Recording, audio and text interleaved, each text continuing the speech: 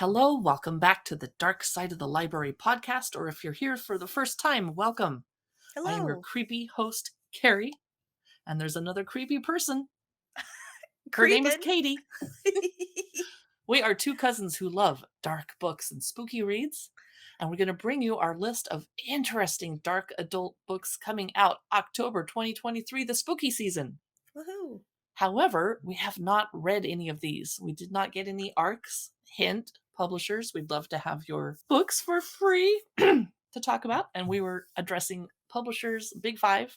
We do not review or talk about any self-published titles at this time because we're too busy. I'm sorry. So we haven't read any of these, but these are the books that we are so excited about. And this is a two-part episode because it is the spooky season and so many books are coming out. Yeah, absolutely. A What is the ton. first book on your list? This one is one I actually just started. It is called After the Forest. It's by Kell Woods, and it came out October 3rd. And it reminds me of like a gingerbread witch story, so it's kind of perfect for this holiday season. It's a dark, enchanting fantasy. It says ginger, honey, cinnamon, flower. 20 years after the witch in the gingerbread house, Greta and Hans are struggling to get by. Their mother and stepmother are long dead, and Hans is deeply in debt from gambling, of Oh course. no. And the countryside lies in ruins, its people starving in the aftermath of a brutal war. Greta has a secret. The witch's grimoire, hidden away and whispering in Greta's ear for the past 2 decades. And the recipe inside that makes the best gingerbread you've ever tasted. As Oh, long as she can bake, Greta can keep her small family afloat. But in a village full of superstition, Greta and her mysteriously addictive gingerbread, not to mention the rumors about her childhood misadventures, is a source of gossip and suspicion. oh my God. I need this book. It's got everything. It does. It's got It's gingerbread. exactly. It's perfect. So dark magic is returning to the woods, and Greta's magic, and magic she still has yet to understand, may be the only thing that can save her if it doesn't kill her first. Evil gingerbread magic. So this is called After the Forest by Kell Woods. That sounds so good. Oh my Yeah, gosh. I know. My first book today is a sequel. It is Becoming the Boogeyman by Richard Chizmar. Comes out October 10. It's from Gallery Books. And when I first saw the title, I thought maybe it was a Freddy Krueger, the actor that played him, Robert Englund. Maybe it was a biography, Becoming the Boogeyman. But no, it's a sequel to Chasing the Boogeyman. I It's like that. a tale of obsession and the adulation of evil. Well, we adulate evil around here, so that's cool. It explores modern society's true crime obsession with unflinching honesty, sparing no one from the glare of the spotlight. Oh my God, I hope my name isn't in this book because I sure like me some true crime. Will those involved walk away from the story of a lifetime in order to keep their loved ones safe? So since this is a sequel, I can't recommend it as a standalone. Read the first one first and see if you like it. But for those of you that needed a reminder this is coming out, it's Becoming the Boogeyman by Richard Chizmar. Next up is Bloom. This is by Delilah S. Dawson, and this came out October 3rd. It is a sweet sapphic romance that takes a deadly turn. An obsession happens, of course. Oh no. Yes. So Rosemary meets Ash at this farmer's market, and Ash is, awesome, pretty precise. They sell bars of soap in delicate pastel colors, sprinkled, spackled cupcakes stacked on scallop stands, and all the awesome stuff you would probably see at a farmer's market. Ro has never felt this way about another woman, and with Ash, she wants to be with her and have her in equal measure. But as her obsession with Ash consumes her, she may find she's not the only one doing the devouring. Okay, Oh so this geez. is, I know. So this is told in a lush and delectable prose, and it's a deliciously dark tale about obsession, passion, and things taking a very dark turn. This is called Bloom by Delilah S. Dawson. My next book has a cheesy 1960s-esque cover on purpose. It's Yeah. hilarious. It's called Bluebeard's Castle. It's by Anna Biller. It's coming out October 10, only in paperback or Audible or Kindle. There's no hardback version of this. On the cover is a red-headed lady with big bazooms, as my grandmother would say, in a yellow gown. Oh, hand, staple, forehead. There's a creepy house behind her. So here's the plot. It's a feminist gothic makeover of the Bluebeard story. And I love the Bluebeard tale. I always read versions that come out because it would make me so mad to marry somebody, go to his house, and be given a key to every room in the house, except don't use this key on this door. You can't go in there. I Oh would go yeah. in there the minute his eyelids closed at night. What is Yes. in here?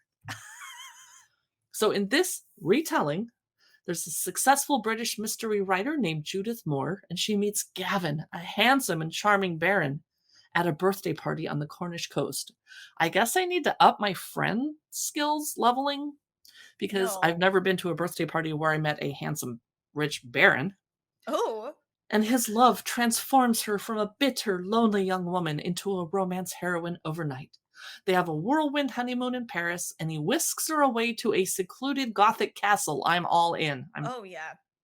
But soon she finds herself trapped in a nightmare as her husband's mysterious nature and his alternation between charm and violence become increasingly frightening. So, this book promises us that there will be sexual ambivalence, psychological self torture, Oh. gaslighting, family neglect, alcoholism, and domestic abuse. Trigger warning. This is Bluebeard's Castle by Anna Biller, and I'm definitely going to check it out. Oh my god. Great books so far. Oh, my next book I immediately pre-ordered. I couldn't even help it. Like I saw the cover and I was done. It's called Christmas and Other Horrors, an anthology of Solstice horror. It has a ton of amazing authors. This comes out October 24th. Here is a glimpse of some of the authors you will find in here. Tanana Reeve Dew and Stephen Graham Jones are amazing. Alma Katsu, Cassandra Khaw, fantastic too. Garth Nix, Josh Mallerman. I mean, this is like a legendary Christmas novel, especially if you like dark holiday Yule Christmas. I So do. yeah, it's we're gonna have to share this book. I think it's perfect. So there's a ton of short stories in here that talks about the long nights that conjured dark traditions of ghouls, ghosts, visitations, and all kinds of things. These are great stories to tell, if you memorize them to friends, family around the fire, take a new tradition and, have little ghost story time for Yeah. Christmas time. So this will be a really awesome thing to have, especially it is busy during the holiday season. Short stories are great, so you could just read something and then get busy with whatever else. This is called Christmas and Other Horrors, an anthology of Solstice horror by a ton of legendary authors that comes out October 24th. My next book is also a dark Christmas tale. It Oh, is The Christmas Guest. It's a novella by Peter Swanson. Comes out October 17 from William Morrow. And I'm going to buy this just for the cover so I can display it in my home. It has a beautiful red and green cover with a snowy house, but the holly trees are dripping blood. Love it. ooh. So, what is this book about? An American art student in London is invited to join a classmate for the holidays at Starwood Hall, great name, her family's Cotswold Manor House. But behind the holly and pine boughs, secrets are about to unravel, revealing the seemingly charming English village's grim history. That is all I really needed to know, but I'll continue a little bit. Anne is mesmerized by the cozy, firelit house, the large family, and the charming village of Cleavemore, but also by Adam, Emma's aloof and handsome brother. But he happens to be investigated by the local police, red flag alert ladies, over the recent brutal slaying of a girl from the village. So probably dating him is not a good idea at the moment. And there's also a mysterious stranger haunting the woodland path between Starwood Hall and the local pub. Now, since my ass would be at the local pub every night, I would be putting myself at risk. So I am dying to read this. It's The Christmas Guest, a novella by Peter Swanson. That sounds just so like the title is so welcoming. The Christmas Guest. And then it's just not. My next book is Cthulhu Casebooks. This is actually book 4 of 4, but it's a standalone book. It's Sherlock Holmes and the Highgate Horrors. This is by James Lovegrove, and it comes out October 10th. It is 1929, and an aging Dr. John Watson, conscious of his imminent demise, finally sits down to write a fresh chronicle disclosing the true events behind his published accounts of Sherlock Holmes's exploits. In these pages, Sherlock Holmes and his stalwart companion encounter reanimated corpses in Highgate Cemetery. Ew. A very different, though ever elusive, Irene Adler, tales of madness and murder in the frozen wastes of the North, grotesque organic machines, and much, much more. Each case brings the illustrious pair ever closer to the dramatic and terrifying truth about the mysterious aliens, the Mygo, and their plans for Earth. This is wild. So if you're looking for something really fun and unearthly, this is Cthulhu Casebooks, Sherlock Holmes and the Highgate Horrors by James Lovegrove. My next book is Curses and Other Buried Things by Caroline George. It comes out October 10. The publisher is Thomas Nelson. So 7 generations of women in Susanna's family have been lost to the Georgia swamp behind her house. I would say it's time to move, but, you do you. The morning after her 18th birthday, she awakens soaked with water with no memory of sleepwalking. I hate when that happens.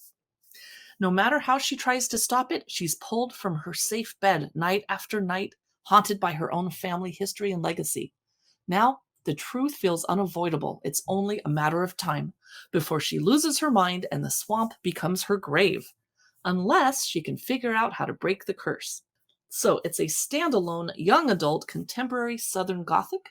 It's just 97,000 words long. This actually, whoops, my bad. This is a YA book that should have been in our other podcast episode on young adult books. We'll be publishing that in a week or two. So meanwhile, that's Curses and Other Buried Things by Caroline George. All right. My next book is a very high fantasy, but lots of dark elements. It's called Dark Moon and Shallow Sea. It's going to be part of a series called The Gods of Night and Day. It is by David R. Slayton, and it comes out on Halloween. This is an unabridged version, so I'm wondering if maybe the other version can... No, it's brand new. Okay, so this is kind of cool. We have Phoebe, who's the goddess of the moon, who's killed by knights of the sun god, of course, Hyperion. Rude. Yes. So because Phoebe, the goddess, is gone, the souls of the dead can't be ferried to the underworld, and instead they linger on as shades who feast on the blood of the living. Ew. Now, yeah, I mean, why did they do this to this goddess? It seems like she had a very important role. Now, Rafe is a child of the night, and he lives in the shadows on scraps, eking out a meager existence as a thief, of course. But when an ornate box is sequestered in the temple of Hyperion, the chance of a big score proves too great to resist. I'm seeing that thief trope here. When he finds within, propels him on an odyssey across the sea and back again, altering the course of his life forever. We also have a character whose name is Seth, who's a knight of the sun, and unlike the others of his order, the fire of Hyperion only brings him pain. Why are you in this order? So he believes he deserves this penance, exacted for his unknown origins, tasked with recovering the contents of this box. Seth must also venture beyond the horizon if he's to learn the truth about himself. In a dying world divided by the greed of those in power, Rafe and Seth find their destinies intertwined and learn they might have more in common than they ever imagined. The night and the night and the sun people together. How cute. So this is called Dark Moon, Shallow Sea. This is by David R. Slayton. My next book is The Dead Take the A-Train. It is book 1 in the Carrion City series by Richard Kadrey and Cassandra Khaw. It comes out October 3, so it's already out. They've teamed up to deliver a dark new story with magic, monsters, and mayhem. So our heroine is Julie, a coked up, burnt out 30-year-old whose only retirement plan is dying early. She's been trying to establish herself in the New York City magic scene, and she will work the most gruesome gigs, exorcise the nastiest demons, and make deals with the cruelest gods to claw her way to the top. But nothing has prepared her for the toughest job yet. When her best friend Sarah shows up at her door in need of help, and keeping Sarah safe becomes her top priority. Julie's desperate for a quick fix to break the dead-end grind and save her friend, but her power grab sets off a deadly chain of events that puts Sarah and the entire world directly in the path of annihilation. Wow. Ooh. The publisher is Tor Nightfire. The book is The Dead Take the A-Train, and it's by Richard Kadrey and Cassandra Khaw. Next up is Edenville. This is by Sam Rebelein, and this came out October 3rd. This is their debut novel. New fan, new horror voice. We have an author, Campbell P. Marion, who had very disappointing sales and reviews after publishing his debut novel, and is struggling to find inspiration after all of that. Now, Edenville College invites him to join as a writer in residence, and he's convinced that his bad luck has finally taken a turn. Hooray!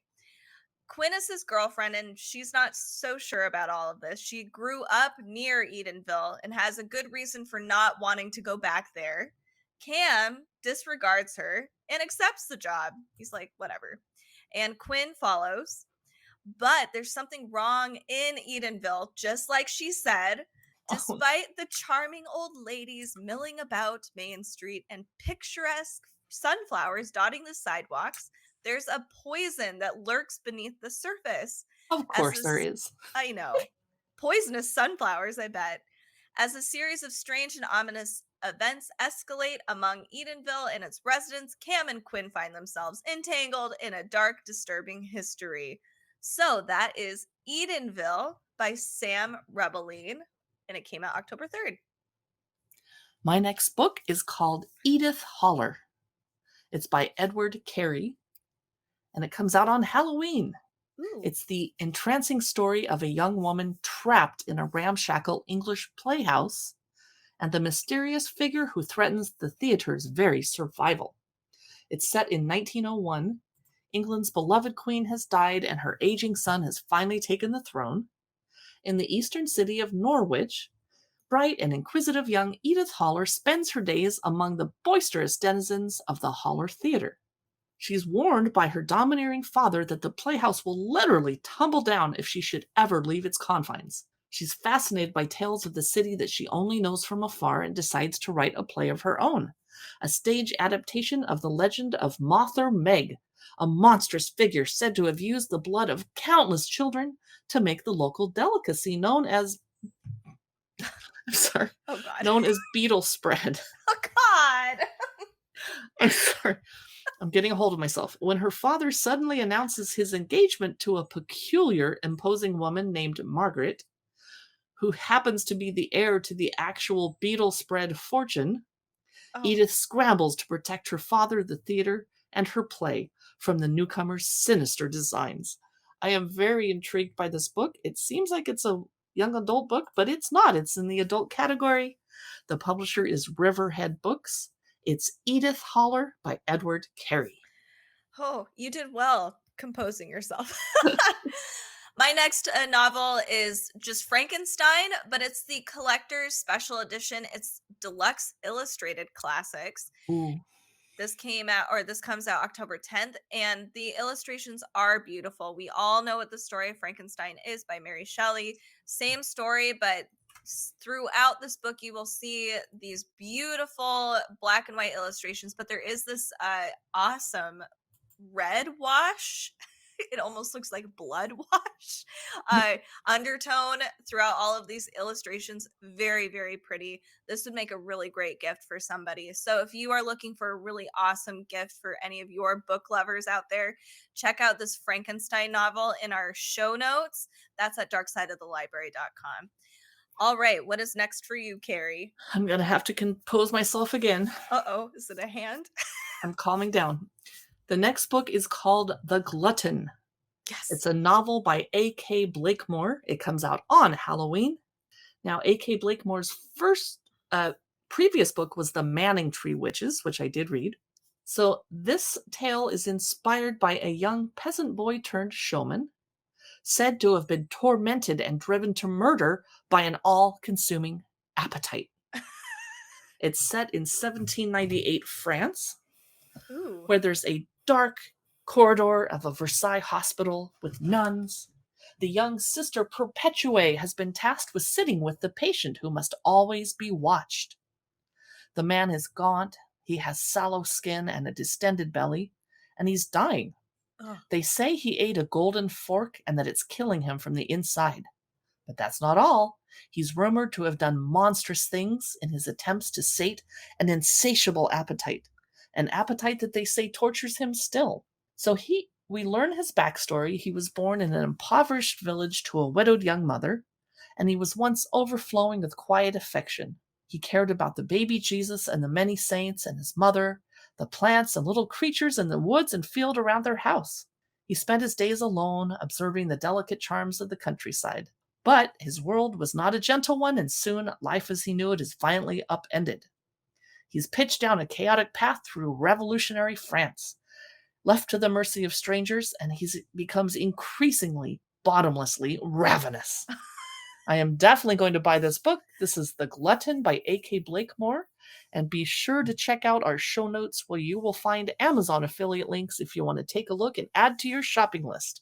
My next novel is A Haunting on the Hill.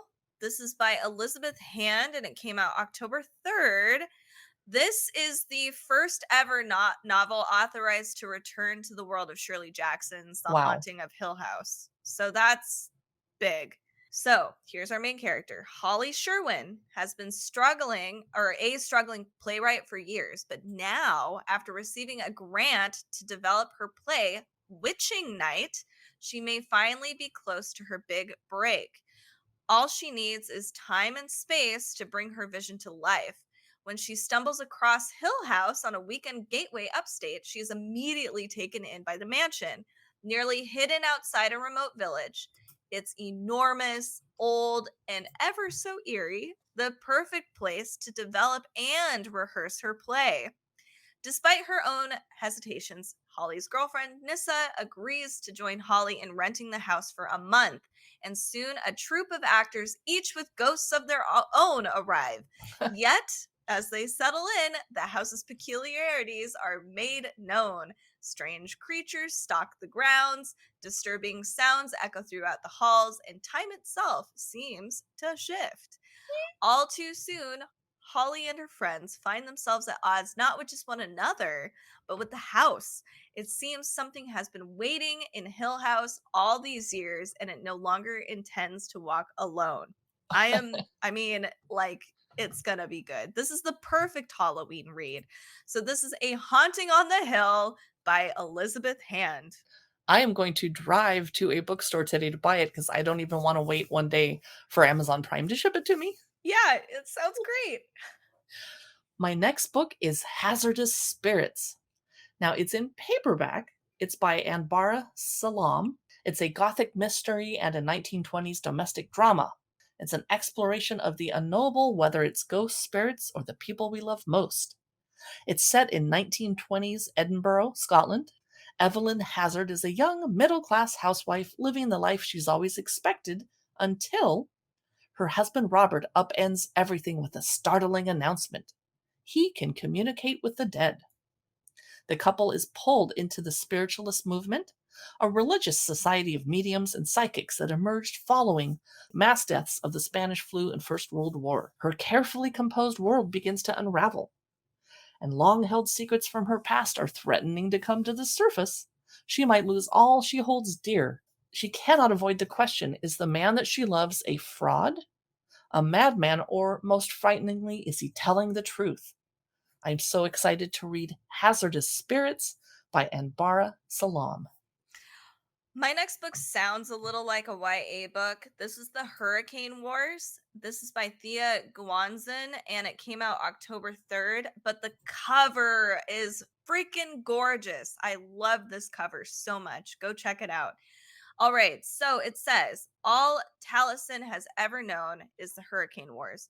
Growing up an orphan in a nation under siege by the ruthless Night Emperor, she found her family among the soldiers who fight for freedom.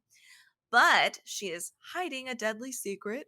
Light magic courses through her veins, a blazing power believed to have wiped out years ago that can cut through the Night Emperor's shadows.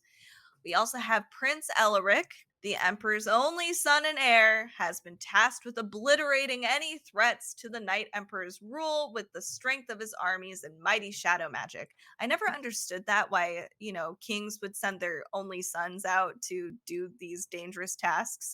And it's like, okay.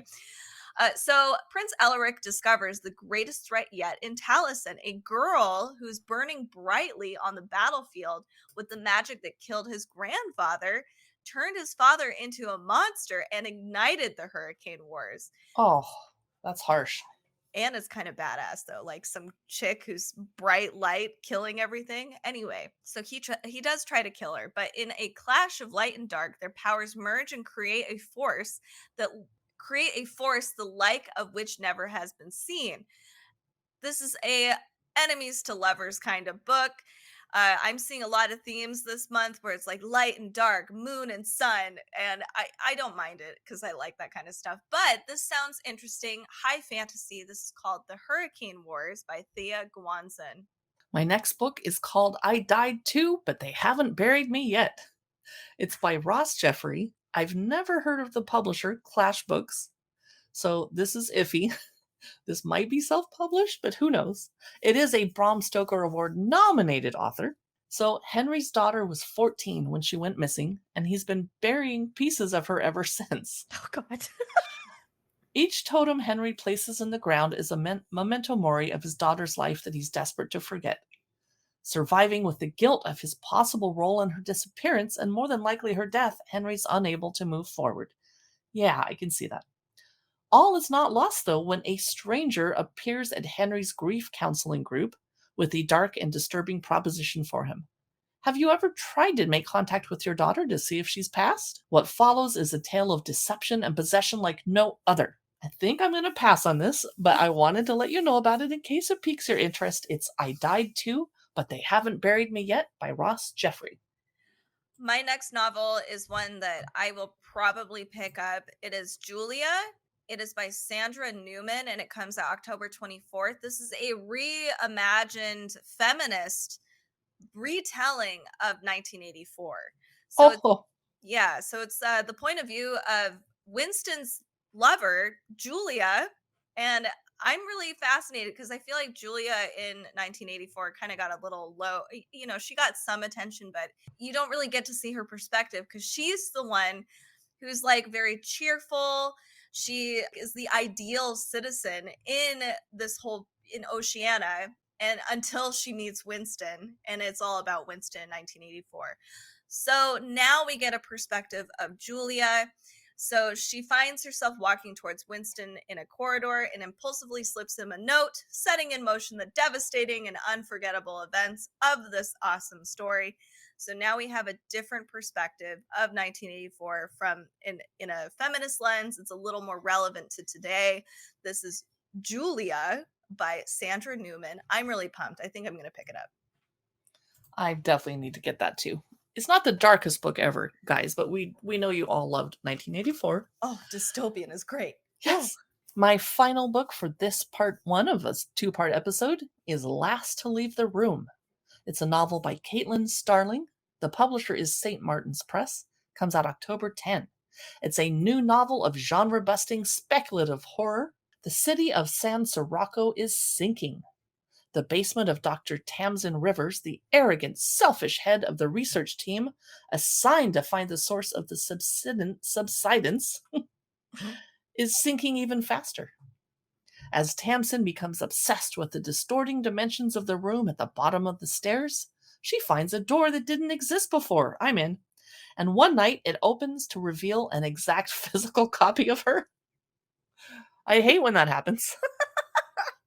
This doppelganger, I want to say doppelganger, is sweet and biddable, where Tamsin is calculating and cruel. It appears fully terribly human, passing every test that Tamsin can devise. But the longer the double exists, the more Tamsin begins to forget pieces of her life, to lose track of time, and to grow terrified of the outside world. Her employer is growing increasingly suspicious, so Tamsin must try to hold herself together long enough to figure out what her double wants from her and just where the mysterious door leads. I can't resist a mysterious door book. I'm going to buy this. It's Last to Leave the Room by Caitlin Starling. And our final book of today is A Light Most Hateful. This comes out October 10th, and it's by Haley Piper. It is a LGBTQ plus horror fiction novel. 3 years after running away from home, Olivia is stuck with a dead-end job in nowhere town, Chapel Hill, Pennsylvania. At least she has her best friend Sunflower. What a name. Olivia figures she'll probably die in Chapel Hill, if not from boredom, then the summer night storm, which crashes into town with a mind-bending monster in tow. Okay, wow. If Olivia is going to escape Chapel Hill and someday reconcile with her parents, she'll need to dodge residents enslaved by the storm's otherworldly powers and find Sunflower. But as the night strains friendships and reality itself, Olivia suspects the storm and its monster may have its eyes on Sunflower and everything she loves, including Olivia. So I probably am not going to pick this one up, but if you are interested in monsters and LGBTQ horror, this is A Light Most Hateful by Haley Piper. And that is our final book of our adult fiction in part 1. We have part 2 coming up, so stay tuned either Wednesday, Friday, sometimes Mondays as well for new episodes. And make sure to join us on our socials at darksideofthelibrary.com for more dark reads. And of course, our Amazon Live shopping channel at Amazon Live or amazon.com/live/darksideofthelibrary. Thanks so much. We will see you next time.